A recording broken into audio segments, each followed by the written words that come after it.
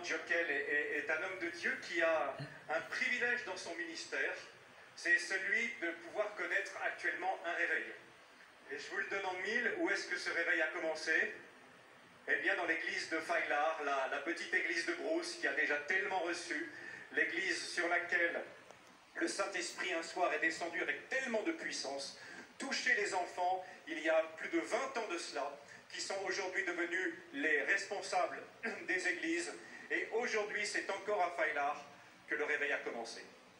Et le réveil se propage sur toutes les églises, que ce soit à Dakar, que ce soit à Hambourg. Il y a Diokel est en ce moment animé avec toute son équipe. Il y a eu des temps de repentance. Il n'y a pas de réveil sans repentance. Il y a eu des temps de repentance profonde, des temps de larmes, des temps où le Saint-Esprit a montré une fois de plus l'urgence d'aller évangéliser un pays qui est à 95% musulman, où l'Église est une petite minorité qui tient le coup. Un pays merveilleux, le Sénégal, où on peut travailler, où on peut témoigner, heureusement, mais un pays qui reste vraiment non atteint, un pays qui reste à toucher. Je disais l'autre jour à Samuel que je crois que depuis 20 ans que vous nous avez envoyés au Sénégal avec Issouk et à l'époque notre bébé Johanna. Ah, aujourd'hui Sam, c'est pas Loïs qui est avec nous, c'est Chloé qui a bien grandi. et quand tu nous as envoyés là-bas, ça fait exactement 20 ans maintenant que tu nous as envoyés là-bas. Nous avons eu le privilège de voir plus de 1000 musulmans venir au Seigneur. Et chacun d'entre eux est un miracle. Et chacun d'entre eux est un miracle. Nous avons là-bas au Sénégal des gens qui ont soif de vérité et des gens qui trouvent dans le message de l'Évangile comme une eau fraîche pour leur âme. Alors Diokel avec l'onction, comment dirais-je, aujourd'hui, c'est si tu as un peu d'eau. Il fait chaud chez vous, hein?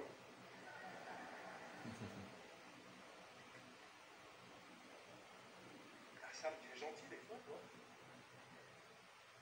Et aujourd'hui, quand Samuel nous a parlé tout à l'heure du besoin de l'église de Dakar, par exemple, nous avons une église à Dakar où il y a maintenant 15 cellules.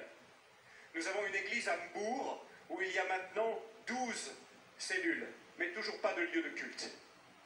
L'église se réunit dans la maison du responsable et nous avons à Mbourg une dame extrêmement consacrée au Seigneur qui nous a ouvert sa maison pour faire les cultes là-bas, mais nous n'avons toujours pas de lieu des cultes alors que le réveil souffle, alors que des gens sont guéris.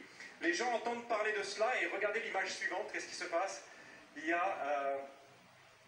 Ah non, ça c'était la colonie de vacances, pardon. Regardez comme ils sont beaux. Franchement, Bébert, vous les avez... Ils sont heureux hein, avec les animations que vous avez fait. Regarde comme ils sont beaux. Nos enfants avec Edou qui est là et les jeunes qui, comme tu dis, sont des futurs leaders. Photo suivante. Voilà Diokel qui vient de revenir du Niger. Il a été invité par l'église au Niger pour témoigner et pour apporter le réveil là-bas. Il a apporté des témoignages puissants. Et lorsqu'il était là-bas, regarde comme ils sont beaux les Nigériens là, avec leurs costumes de Touareg. Ce sont les extrémités de la terre. Et aujourd'hui, de plus en plus, nous avons le plaisir de voir que c'est la mission africaine qui envoie des missionnaires dans d'autres pays d'Afrique. Nous avons au Sénégal des missionnaires qui viennent du Nigeria, du Burkina Faso, du Togo. Nous avons des missionnaires qui viennent de Côte d'Ivoire, du Ghana, qui viennent vraiment d'un peu partout, qui viennent du Kenya et qui viennent apporter la parole de Dieu aux Sénégalais. Image suivante. Ah, la photo est mal centrée. Nous avons eu récemment un couple de pasteurs. Tu peux pas recentrer là, non? Tu peux pas, tu n'y arrives pas, hein, c'est pas grave.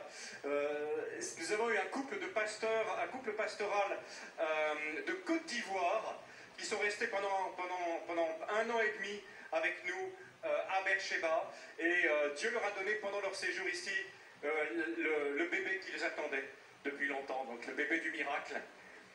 Ils l'ont appelé Issouk. Ouais, elle a d'autres noms africains, mais elle a un nom, elle s'appelle aussi Issouk.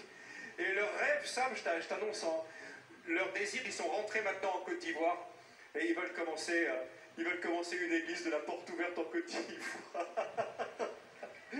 Donc voilà, si vous voulez aller visiter nos bien-aimés, je vous dirai où ils sont, sur la route de Abidjan à Bouaké. Ils sont là-bas et ils implantent l'église. Donc c'est des belles choses qui nous sont arrivées cette année. Continue. Je viens de parler d'Issouk et j'aimerais que vous continuiez à prier pour elle. Il se trouve qu'elle travaille avec le gouvernement du Sénégal et avec la CIL, la Wycliffe, sur un projet énorme dans lequel le gouvernement du Sénégal a fait appel à des chrétiens qui ont des compétences, dont Issouk, qui a acquis des compétences considérables dans ce qu'on appelle l'éducation bilingue.